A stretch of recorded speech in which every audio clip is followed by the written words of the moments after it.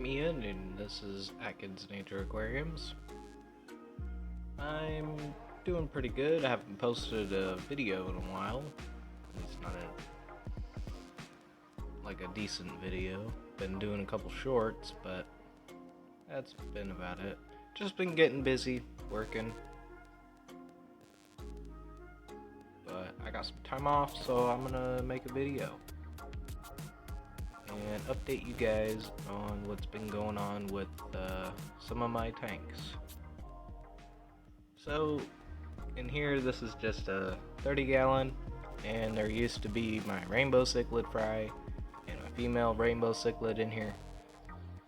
Well, she's out, and now it's just the Enigma Tachromis and the Emperor Tetras. See them, they're all chasing each other. I've also added my two angelfish, well, two of my angelfish into this tank. But I didn't take my gourami out first, and I thought that would be okay, but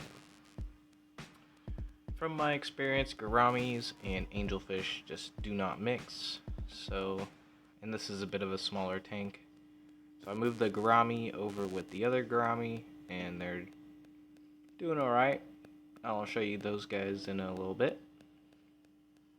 But yeah, there you can see one of the angels in the back. I've also added my Golden Wonder killifish in here. I feel like there's just a lot less going on now, and the male sure is happy, showing good color. The Golden Wonder killifish is one of my favorite killifish, but then again, it is one of the only killifish I've ever kept. There's the female. Females don't have as much color, but the males like to show off, and I think the females help bring out that color in the males. And it's like that in a lot of fish, but let's digress. But I did a little bit of a reedscape, just kind of mix things up a little bit. Had to take all the plants out to get the other fish out. And a big reason why I wanted to move the rainbow cichlids is just because they were tearing up my Madagascar lace. I had to thin out some leaves because they really tore it up. But it's doing alright, it's still alive. I've also added a Siamese algae eater in here. He did get a little bit of a Popeye after a couple of weeks of putting him in here. Probably damaged it on something. So I am putting some salt in here for the little guy. And Spotted Raphael, he comes out more. Like I was saying, my Spotted Raphael comes out more in the nighttime when I put the food in. And my ropefish is still in here, and he's still quite small, but he's doing good, and he likes his bloodworms and krill. And he's starting to eat some pellets, which is good.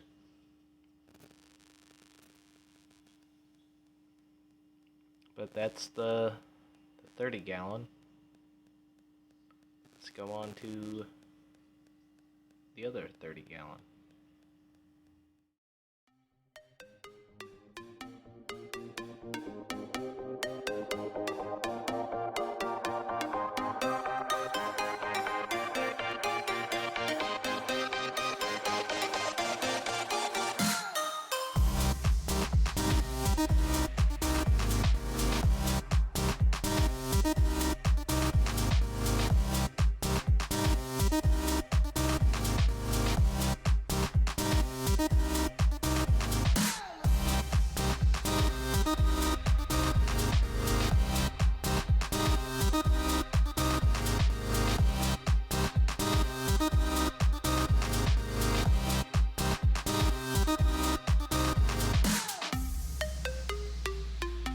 is my other 30 gallon, and there's a lot going on in here. Not really a whole lot of plants and a bunch of fish. This is way overstocked. I do not recommend this, but these are my tanks and this is what's been going on. So, we have a Moonlight Gourami, and he's got a couple nips in his fin, but that was from the Rainbow Cichlid in the other tank. We've got a Gold Spot Gourami right there. Sorry for the glare, guys. It is the middle of the day during filming this. But yeah, I've had this gold gourami for a long time. He's fairly aggressive, but he's getting more peaceful with age. I've had him for a couple of years now. And he's large.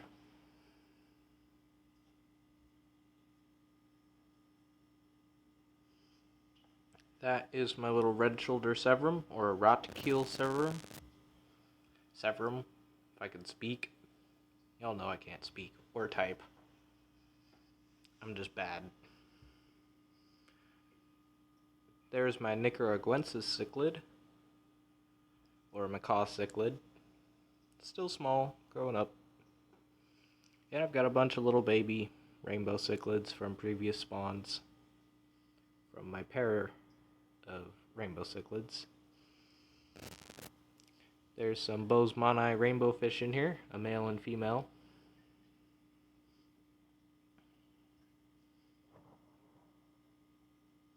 They are a fairly peaceful fish, but they are food aggressive. That's one thing I'll tell you about them. They do like their food, and that's why I think they're a good choice for this tank. I've got some tiger barbs in here. These are cool tiger barbs, I think. I need to get some more, but these are wild caught, and right now they're kind of just chasing each other and not doing too much harm, just chasing. I love that one with the bright coppery nose. He's a good one. And there's also two bristlenose plecos in here. An albino male bristlenose and a female common brown. They're hiding out though. They breed for me. I've had one spawn from them, and I did not have a successful raise of the fry. I think it got too hot in this room. It got up to the 90s one day, just out of nowhere, and I don't think they liked that very much.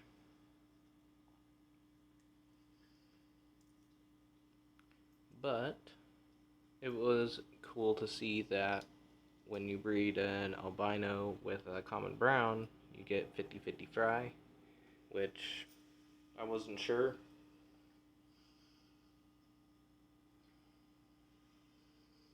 But yeah, that's the 30 gallon. I'm going to move on to the living room where my saltwater tank and my CO2 planted tank is. And there's some changes in there. Alright, moving on.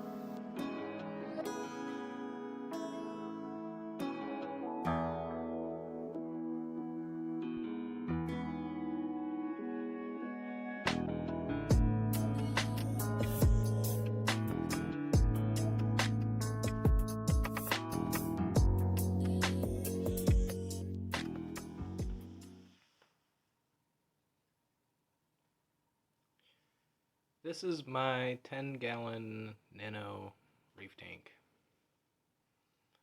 It's full salt water, total beginner at this, and having a lot of fun doing it. Just totally different learning and fish behaviors. Corals, I'm experimenting with different corals. I've got some green star polyp over there.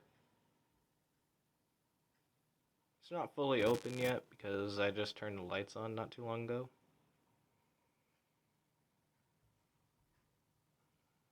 There's some more green star polyp.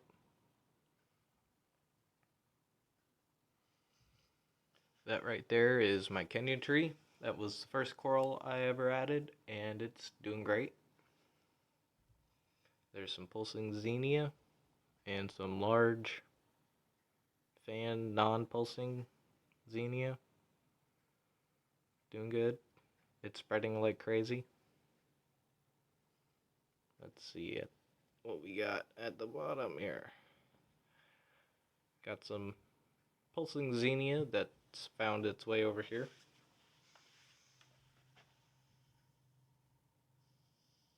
There's some caulerpa mixed in with some other xenias. Some more caulerpa macroalgae.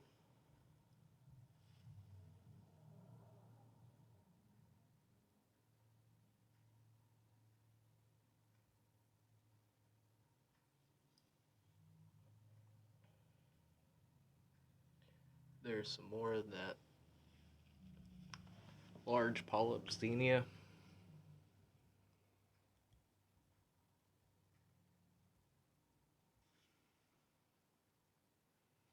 Alright, and inhabitants, I got little clownfish that I've named Carlos. Well, my girlfriend named him Carlos. And you probably seen him sneaking up in the back over there. Is my yellow Watchman goby. There's also a candy pistol shrimp in here. And there is also a ruby red dragonet. Been feeding him live pods and live baby brine shrimp, along with some other krill bits and other stuff. I've also been feeding the tank flakes and golden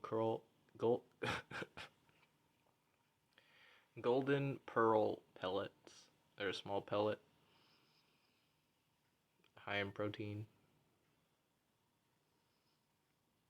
Everyone seems to like it. Oh, there's also a cabbage coral in the back. Can't really see it from here.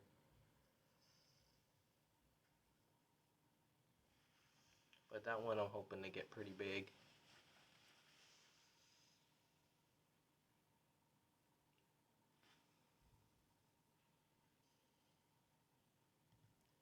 There's my little dragonet. He's a little on the small side and the thin side right now. Just because of how new this tank, there's not really a balanced amount of copepods. But I'm making sure he's getting fed and that he's doing good.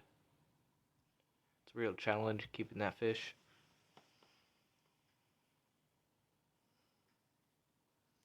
And this tank got its first water change not too long ago.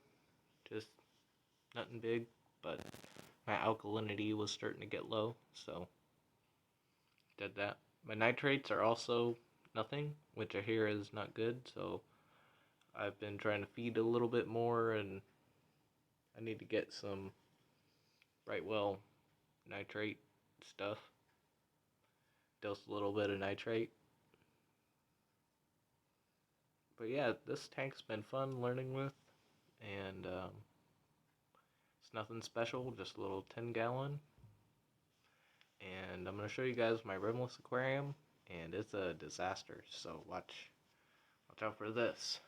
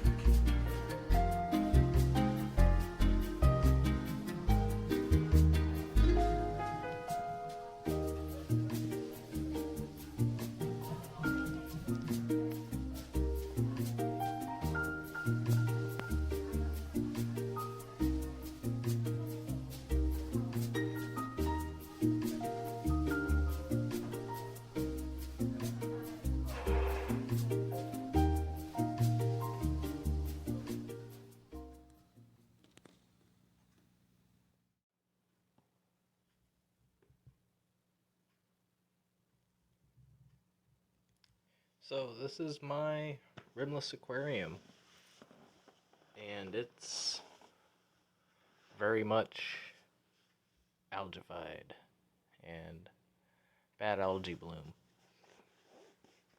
And you can see that it's different from the last time I've really shown this. But it all started because the carpet of Glossostigma was just choking everything out, and I was starting to lose some of my Bucephalandra. So I took that out, and I decided, well, what the hell, I'll just change everything out and rescape it, and I'll add some laterite powder to the bottom of the substrate. Well, I did that, and everything was going good, and I think I put just a little bit too much, and a couple days later it's like this. So I've really kind of neglected this tank, really. This algae is really tough and slimy to get off with my hands and a toothbrush. So I've kind of just been doing a lot of water changes and got the CO2 turned off. Not really having the light on very much, just a couple hours a day to look at it and see how it's doing. I've also added 3 little baby Siamese algae eaters, and they are fat and happy in this tank. Look at his belly. Yeah, and they're small. They're like an inch long Siamese algae eater. So I'm hoping that they will help. Also got a mono shrimp and cherry shrimp, along with some snails and an auto cat. There's some autos in here. Still some Medaka rice fish. I've lost a couple. I don't think I was feeding them enough. They were just skinny, so probably just a little bit too light-handed on the feeding to not promote algae. But now I've been feeding a little bit more, and they've been eating on the algae, so they're nice and fat now, starting to get eggs again.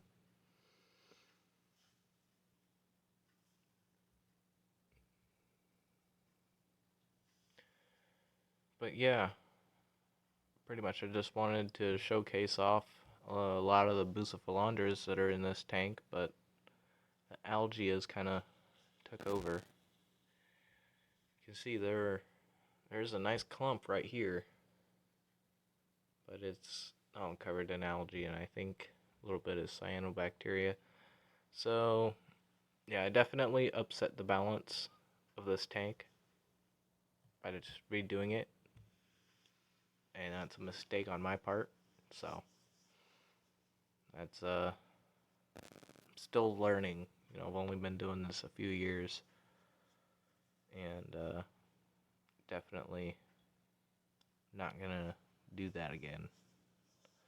So to prevent any of the leaching that might still be happening, I've capped everything that I put laterite under. I capped that all with the same sand, and I need to do another water change in this time. Actually, vacuum off the top of the sand.